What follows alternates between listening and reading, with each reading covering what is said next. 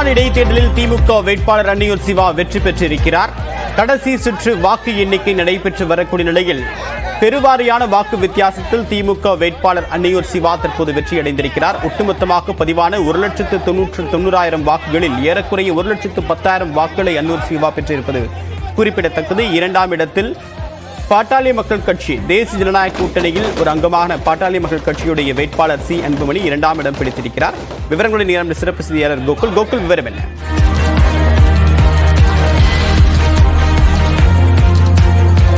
விக்கிரவாண்டி சட்டமன்ற இடைத்தேர்தலுக்கான 20 சுற்று வாக்கு எண்ணிக்கையும் தற்போது நிறைவடைந்திருக்கிறது. 20 சுற்றுடைய வாக்குகளும் முடிவடைந்த நிலையில் திமுக வேட்பாளர் அன்னியூர் சிவா ஏறக்குறைய 65,000க்கும் மேற்பட்ட வாக்கு வித்தியாசத்தில் வெற்றி பெற்றிருக்கிறார்.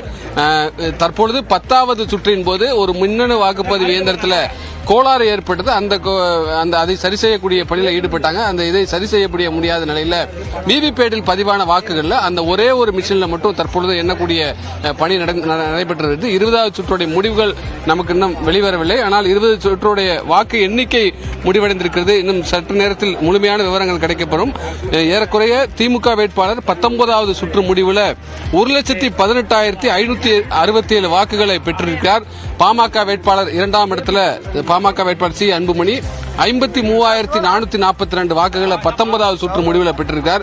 19 சுற்று முடிவிலேயே ஏறக்குறைய 65,125 வாக்கு வித்தியாசத்தில் திமுக வேட்பாளர் அன்னியூர் சிவா முன்னிலையில் இருந்த நிலையில் 20வது சுற்றிலையும் திமுக வேட்பாளர் அன்னியூர் சிவாவே முன்னிலை பெற்றிருக்கார். அவருடைய வெற்றி தற்பொழுது அறிவிக்கப்பட்டிருக்கிறது. இன்னும் சற்று நேரத்தில் தேர்தல் அதிகாரியிடம் அவர் வெற்றி சான்றிதழை பெற இருக்கிறார். இன்னும் அதாவது அந்த ஒரு மின்னணு வாக்குப்பதிவு இயந்திரத்தில் அந்த கோளாறை சரி செய்ய முடியாத காரணத்தால் விவிபேட்டில் பதிவான வாக்குகளை மட்டும் எண்ணக்கூடிய பணி நிறைவடைந்த பின்பு அதிகாரப்பூர்வமான விக்கிரவாண்டி சட்டமன்ற இடைத்தேர்தலுக்கான முடிவுகள் அறிவிக்கப்படும். ஏறக்குறைய 65,000க்கும் மேற்பட்ட வாக்குகள் வித்தியாசத்தில் அன்னியூர் சிவா வெற்றி பெற்றிருக்கிறார்.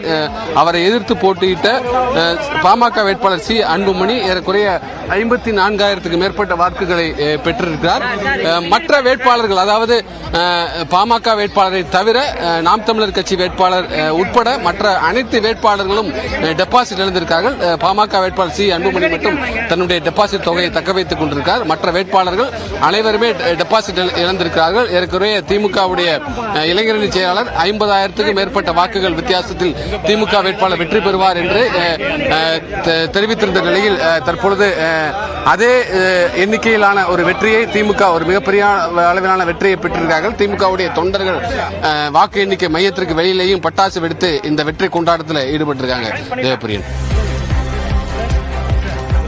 பாமகவும் ஒரு பக்கம் மகிழ்ச்சியில் இருக்காங்க. இரண்டாம் இடம் பிடித்திருக்கிறோம். அதன் காரணமா ஒரு சில இடங்களில் பட்டாசு வெடித்து கொண்டாடினதாக காட்சிகளை பார்க்க முடிந்தது. அதற்கான காரணம் என்ன கோகுல்? இரண்டாம் இடம் பிடித்தது அவர்களுக்கு மகிழ்ச்சி அளிப்பதற்கான காரணம் என்ன?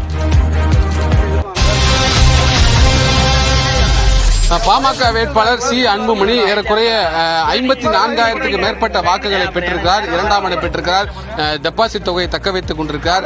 2016ஆம் ஆண்டு இதே வேட்பாளர் சி அன்புமணி பாமக வேட்பாளராக இதே விக்கிரவாண்டி தொகுதியில் போட்டியிட்டார். அவர் ஏறக்குறைய 43,000 வாக்குகளை அப்போது பெற்றிருந்தார். பாமக அப்போது தனித்து போட்டியிட்டது. இந்த முறை தேசிய ஜனநாயக கூட்டணியில் பாமக இந்த முறை போட்டியிட்டது. தேசிய ஜனநாயக கூட்டணி கட்சியுடைய தலைவர்கள்லாம் பிரச்சாரத்தில் மேற்கொண்டார்கள். குறிப்பாக பாஜகவுடைய மாநில தலைவர் அண்ணாமலை, அமமுகவுடைய பொதுச்செயலாளர் டிடிவி தினகரன், முன்னாள் முதலமைச்சர் ஓ பன்னீர்செல்வம் உள்ளிட்ட கூட்டணி கட்சி தலைவர்கள் எல்லாம் பிரச்சாரம் மேற்கொண்ட நிலையில் தற்பொழுது பாமக வேட்பாளர் சி அன்புமணி 54,000க்கும் மேற்பட்ட வாக்குகளை பெற்றிருக்கார். பாமக இரண்டாம் இடம் பெற்றிருக்கிறது. இருந்த போதிலும்